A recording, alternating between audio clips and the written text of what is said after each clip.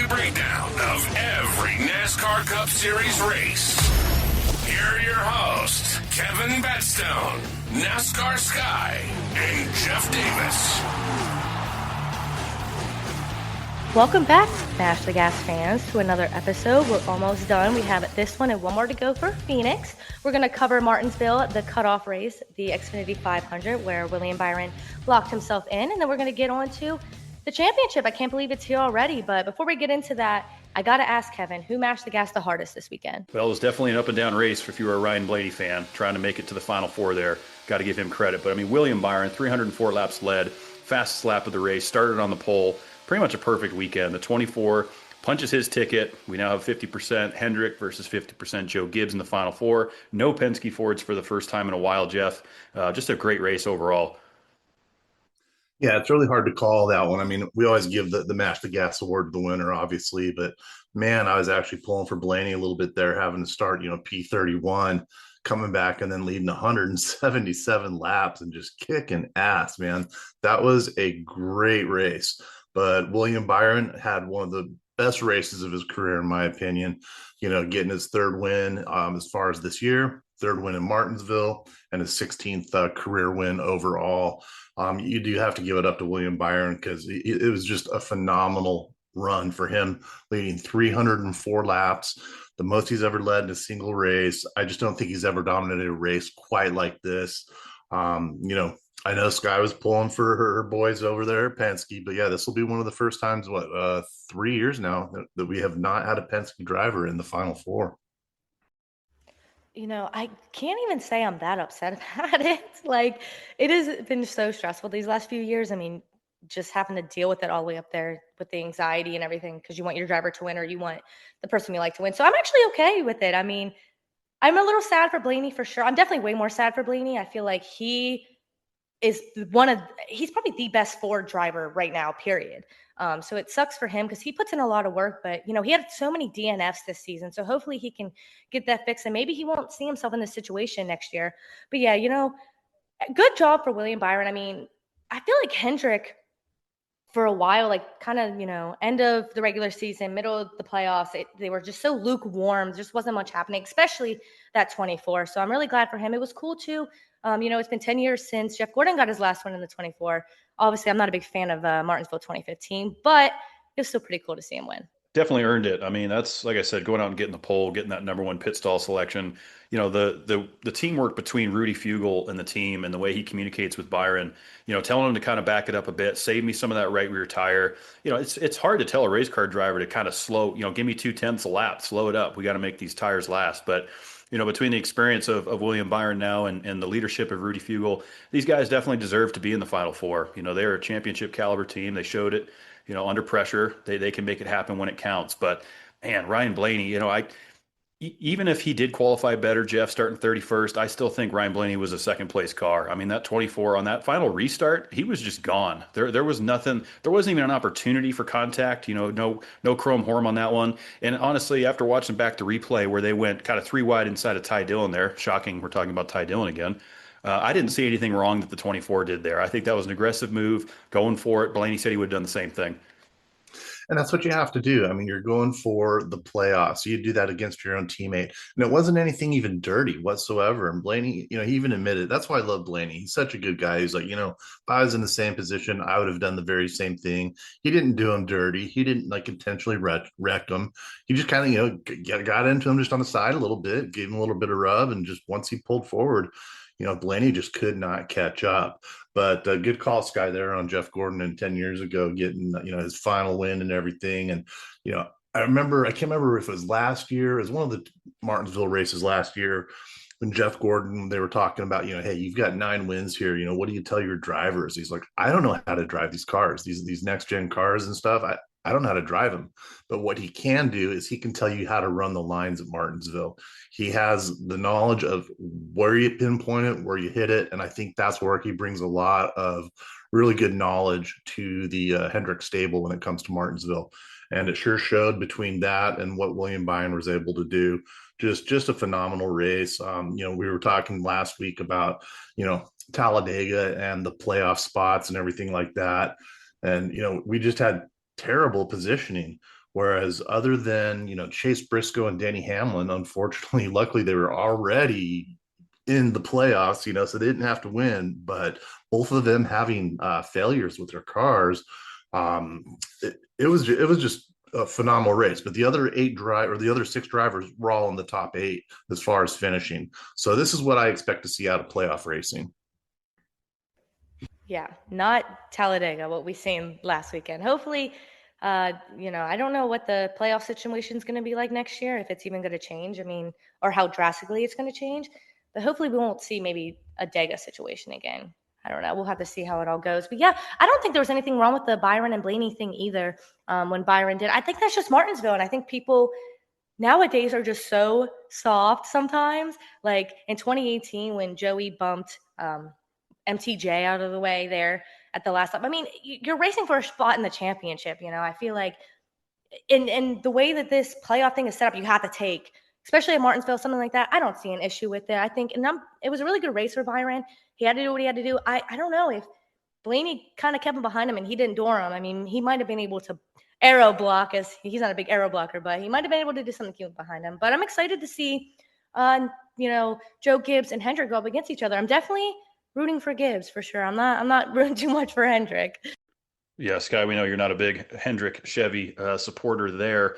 But yeah, I mean, you mentioned the 2015 Martinsville race. I mean, Joey Logano gets cleaned out by Matt Kenseth. Matt Kenseth said, I don't know what happened. I lost my brakes. And we all know kind of what that situation was, a little bit of payback from Kansas that year. Jeff Gordon gets his 93rd and final win there.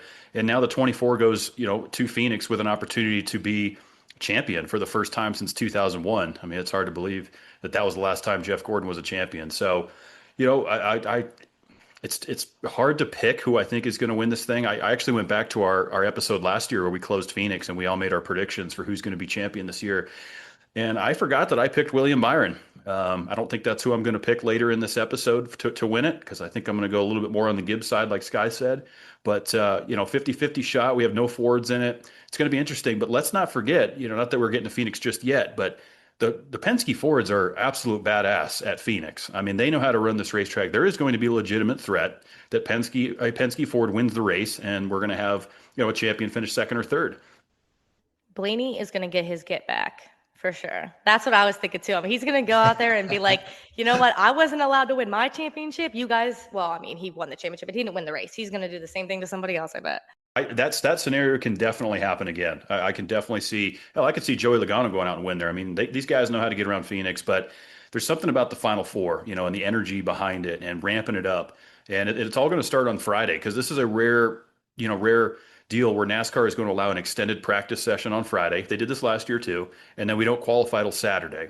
And so they're going to give the teams a little bit extra time, because normally we practice and then boom, jump right into qualifying. Now they're going to have a little time, Jeff, to tinker on things, go over some notes, get it dialed in for 24 hours before qualifying. That'll be fun to see. We love seeing the extra practice and everything. And especially for Phoenix and the championship, this is something that we need. And I think NASCAR needs to put this into all the races. Well, not just for Phoenix, but as far as just practice, like we saw so many races this year that had no practice at all. It was just like, hey, run it, pull it out of the hauler. We're running the race, which we've talked about earlier in the year. It just doesn't give anyone the chance to say, hey, we've got problems with our car. I think if that would have been what would have been happened in Martinsville, even though, Chase Briscoe and Denny Hamlin both had failures and weren't able to finish the race. If they would have had no practice at all, they could have blamed it on that in a way. But it was just really unfortunate. So I'm glad both of those guys are already locked in. It's kind of interesting with the championship 4 drivers in here coming up. As far as appearances, Denny Hamlin's been in 5 times and he hasn't won yet. Kyle Larson's been in the Final Four 3 times. William Byron's been there 3 times, and Chase Briscoe's only been there once.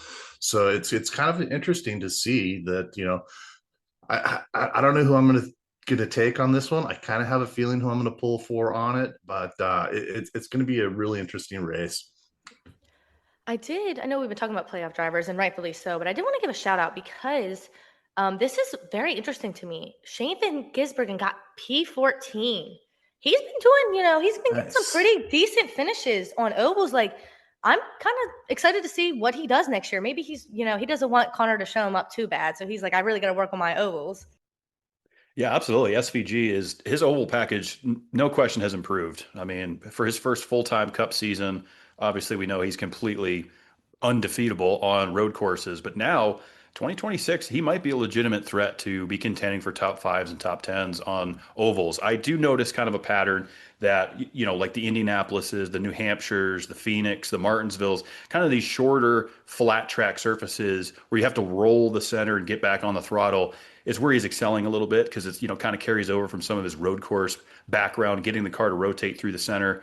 I think on the mile and a half, Jeff, and some of our kind of, cookie cutters, if you will, he's a little bit more average finish around 20th. But yeah, there's no question that they're getting better, and Trackhouse has taken note of that, and it's gonna be very interesting to see what those guys do next year. I think he's going to be doing a lot better. I mean, now that he's getting some racing under his belt here in the United States, and getting used to this car, he's not just going to be the road course ringer anymore, man. I mean, he was running really well. I mean, him and Daniel Suarez, I know they were kind of trading paint there a little bit, and speaking of trading paint, I know the 77 after the race was a little pissed off at Daniel Suarez, and they're going to be teammates next year. But the funniest thing I thought of this race was Kyle Larson taking a jab at old Carson Hocevar, after the race, going, he was involved in every single caution there was today. Now, I know he wasn't, but it was pretty damn funny to hear Larson say that. Well, I mean, every time the yellow flag came out, the 77 was around again. I mean, we saw the 51 of Spinning. Cody Ware lost that right rear tire, which we'll see. We'll definitely see a suspension this week on that. But what is Hocevar doing? I mean, I know he got a little bit of help at one point, but I mean, every time the 77 backs it in the fence, backs it in the fence, he's around again off turn two. Not a great day for that 77. But Jeff, you did bring up some news that broke this week, obviously with Daniel Suarez.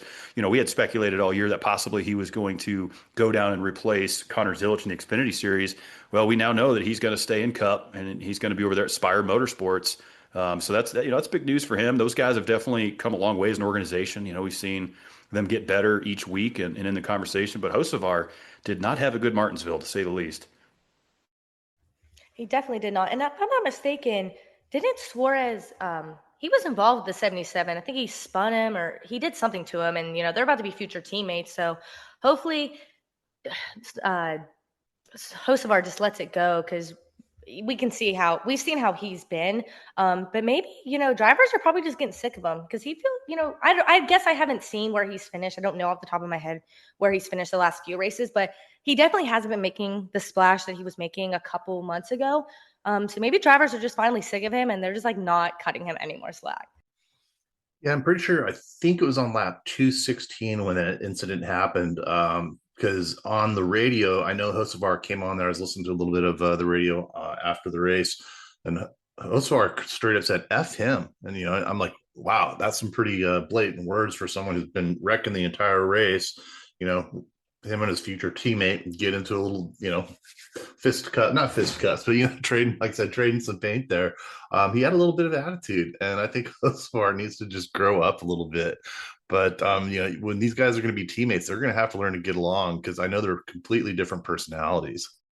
That's just part of the growing pains, of coming up through the Cup Series and getting bumped around. We saw Chastain go through it. We've seen a lot of rookies go through it. But yeah, it's short track racing. Going back to the contact and the bumping and grinding.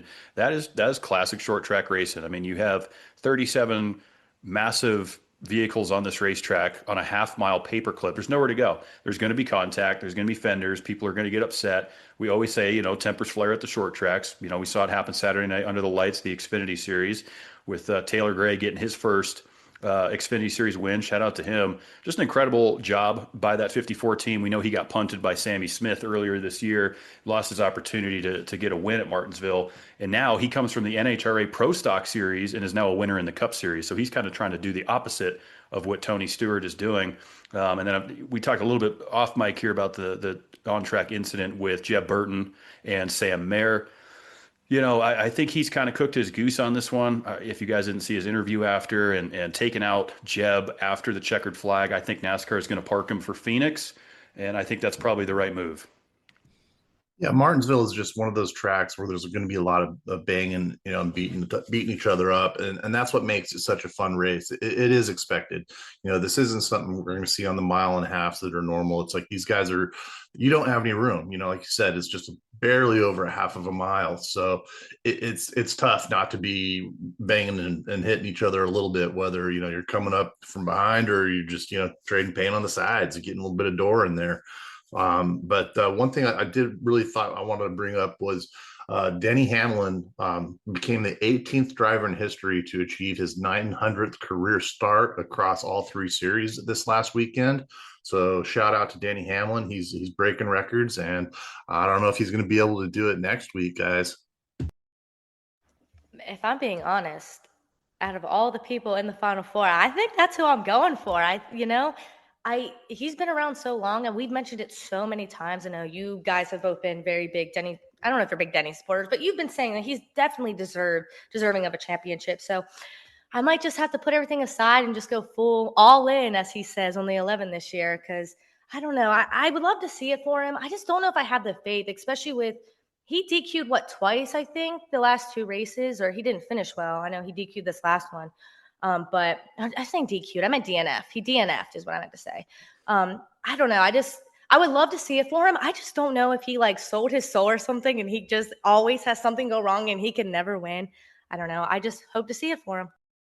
It's going to take a perfect weekend for sure. And you definitely can't have mechanical failures like they had in Martinsville. I mean, we saw what happened to the 19 and the 11 with some engines expiring there too early in the race. I was kind of wondering if, the 20 of Christopher Bell was going to have issues and the 54 Ty Gibbs, they were able to limp it to the finish. But they got to have it buttoned up going into Phoenix. You can't have stuff like that happen. You can't beat yourself. Don't, no mistakes on pit road. All the things we've talked about. It's going to take an absolutely perfect race to pull it off. We saw on the Xfinity side last year, Justin Allgaier had a horrible pit stop, went to the tail end of the longest line, drove all the way back through the field, and won the championship. So, on the Xfinity side, I am going with the 7 again. Sorry, all the Connor Zilic fans, but I've been saying this all year, Sky, that I just think that the 7 has the experience, and he's going to be able to use that to edge out his teammate Connor Zilic, and it could come down to both of those guys. I mean, there's a 75% chance that Junior Motorsports takes home the championship. That's pretty incredible.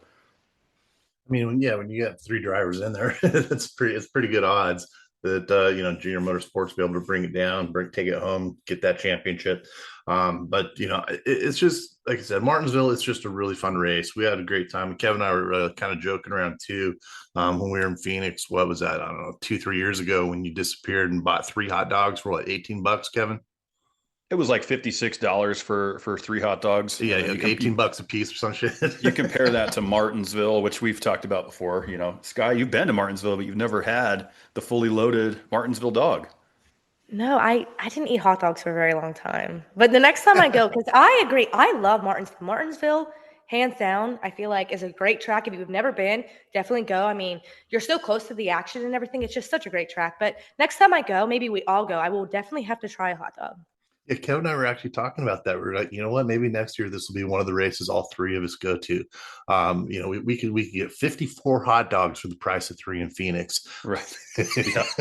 No, it's you true. think we were in New York at Nathan's hot dog eating contest or something? Yeah, on Coney Island. Yeah, for sure. I mean, as the listeners know, we try to get around to as many races as we can. We have tremendous rapport with NASCAR media. We like to have fun, but, just getting logistics and everything on the books. But I do think, Sky, it's a good idea that we do the fall Martinsville race next year. We could have Mash the Gas on the ground for some cutoff race action. I'm definitely for it. And we mentioned Texas too. I've never been to Texas and I'd like to go there as well. So you can definitely count me in for that. Yeah, bringing you guys down here to Texas. Heck yeah, that'll be a fun time. We'll have a great time. Texas is a great track. Ever since they've remodeled it, it's just a phenomenal track to go to.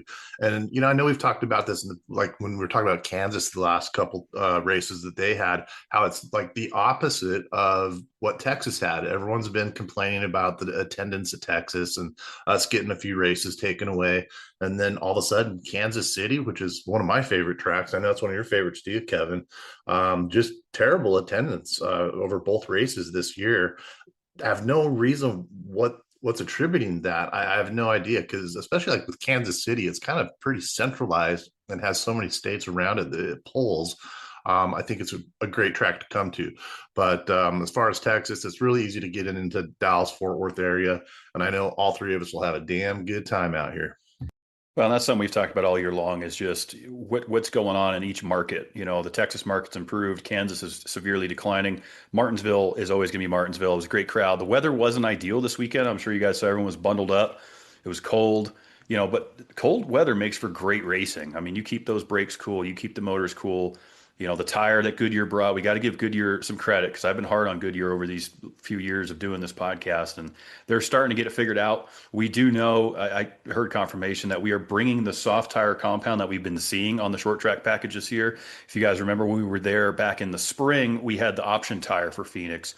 So that option tire is essentially going to be the primary tire. This extended practice session on Friday is going to be crucial for these teams to get dialed in on their setups and just see how these tires are going to wear. Because once again, I mean, Ryan Blaney's so good at it. Denny Hamlin, William Byron show that they know how to manage a tire for 80, 90 laps around a short track to limp that thing to the end. Because, you know, if you can't manage your tires and you got 10 to go and you're pushing hard and you blow out a right front going into turn one in Phoenix, there goes your championship. Well, and just like in Martinsville, it was really interesting seeing some of the chunks coming off of those tires. I mean, I thought we were going to have a huge tire problem this entire race, but it just didn't happen. And I think a lot of it was due to the weather change. I mean, like you said, Kevin, it was overcast for the majority of the race, about 2/3 of the race. Started heating up a little bit, and then I think it cooled back down, a tiny bit. But to one of your points earlier about the tire wear and Rudy Fugle and William Byron. William Byron was just wanting to just mash the gas, get as far away from Ryan Blaney as he possibly could. And Rudy Fugle's like, hey, come on, slow it down a little bit, save me some tire. You will run into lap traffic. There's no reason to, get there into lap traffic as fast as you can because Blaney's going to catch up with you there anyway. So he's like, save me some tire.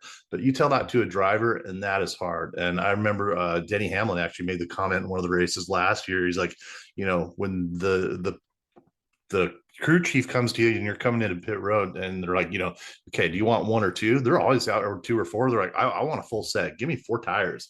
But you just can't do that. So it's really good that these crew chiefs have the knowledge that they do. And especially like with Rudy Fugle and William Byron, how long they have ran races together way before the Cup Series. They know each other. They know each other's personality, and they know how to help each other out. Yeah, and stuff like that, that type of relationship, I feel like is so, so important. I feel like that's why we see kind of like Kyle Busch not doing so well. I feel like, well, that and we mentioned this earlier, and I know Kyle Busch really isn't a talking point right now because he's been kind of non-existent all season, but he's someone I think since COVID happened and we kind of got rid of practice and everything, I feel like that's something that's really hurt him a lot, and that's kind of why I feel like he's not as good. And then he doesn't have quite the chemistry that he used to have anymore.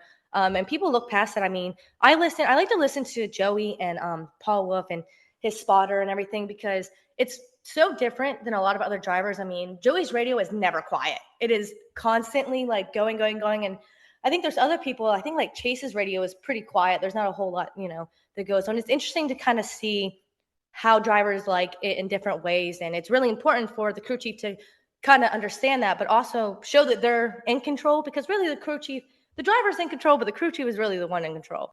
Absolutely. And in each driver crew chief relationship, we saw it with Chad Knaus and Jimmy Johnson for years. Obviously Alan Gustafson and when Eddie DeHaan and Jeff Gordon were kind of closing out their final years together, Jeff was always pretty quiet on the radio unless there was an issue with the race car. Kind of similar to how Chase, drives and how he gives feedback to Gustafson. How Letarte was, Jeff, you remember those years when Letarte was with Gordon before he crew chief for Dale Jr. They all have, and TJ Majors and, the voices in your ears, you have to trust those guys. You got your spotter, you got your crew chief, you're out there, tempers are hot. You don't know where you're at with points. That's the other thing. Where am I at in the cut line? All that information, you got so much information coming at you while you're driving and trying to make these, dive bomb passes and stay out of the fray and, avoid all this chaos. You're also still trying to have communication with the team and understand what we need to do to stretch this tire life, where are we at on fuel, a lot going on. Yeah, both of you are totally correct there about the spotters, because it's funny how some of the drivers and their spotters are actually very quiet, and they know the relationship. They know when something needs to be said or whatnot. I remember old Junebug when he was racing one time, and he had a spotter in his ear, and he's like, you got to the right up front. And he's like, just tell me who I got to go beat. Just tell me who I got to get front. Just shut the fuck up. It was like he got so mad. But some of these drivers, yeah, they want every piece of information, like Sky was saying, with Paul Wolf and Joey. It's like, they're always communicating, boom, boom, boom. And Joey wants to hear that. Other drivers, they don't want to hear anything unless there's something they need to know, unless they got someone coming up on them, or they do have someone on their inside or outside that they can't really see, which that, digital camera has now really cut a lot of that communication that's not needed anymore, so to speak. Because before that, when they didn't have that camera, man, you needed that spotter to be there 100% and have all eyes on you. So the technology has come quite a bit of quite a bit forward, in the last few years, just with the camera alone, I believe. Get rid of the camera. I don't like the camera. I don't like it. Yeah, no, I'm not. Kyle Busch agrees. Kyle Busch agrees. I know Denny Hamlin agrees. You're going to hear that more from the old timers, and probably even Joey Logano. It's hard to consider him an old timer, but he is now veteran of the sport. I think he would even agree if you go back to the old times where you just had your rear view mirror. You had the communication. I mean, when it first came out, I was open to it. I'm like, well, this is kind of cool. It's going to give the driver a little bit, but that's now we talk about the aero blocking and just so many different factors that we have with this next gen car. And that's what's been interesting to see guys like Paul Wolf come from winning the Cup Series Championship with Brad Keselowski in 2012, going through all these different generations of cars and being able to stay up with it. I think Steve Letarte does a great job as the crew chief of the booth kind of thing, because Steve knows he was down there, but Steve wasn't in, the next gen era. So it's just kind of interesting to hear how each crew chief approaches it, how they communicate with their driver, what's the plan going to be. It's fun to watch. I don't know too much, but Joey's spotter always cracks me up because he does not shut up the entire race. Like, start to finish, he is always talking.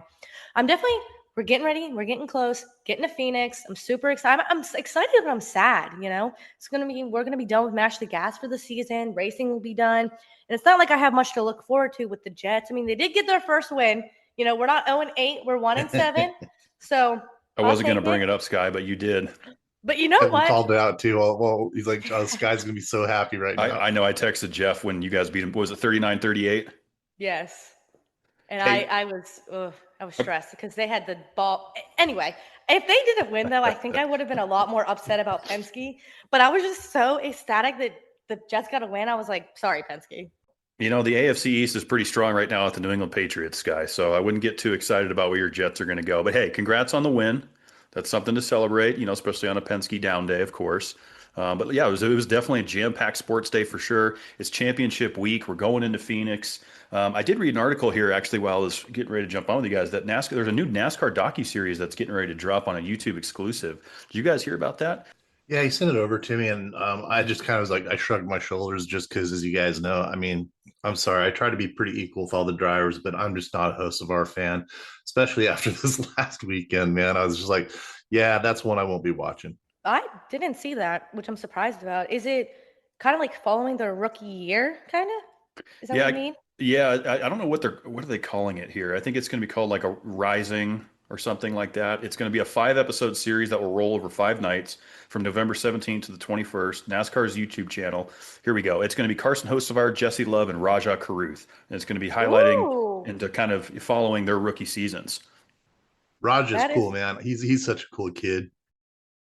He really is. I really like him a lot. That's interesting. Glad you told me. I didn't know about that. Yeah, no, that's going to be something fun to look forward to in the off season because Netflix was doing their series. I don't know where they're at with that, Jeff. They might be doing another season 3 or whatever following, because that's fun to watch too. Anytime we can get bonus access as fans, analysts, whatever, to the drivers in the off season, that's a lot of fun. Sky, to your point, it is hard to believe that we're almost done.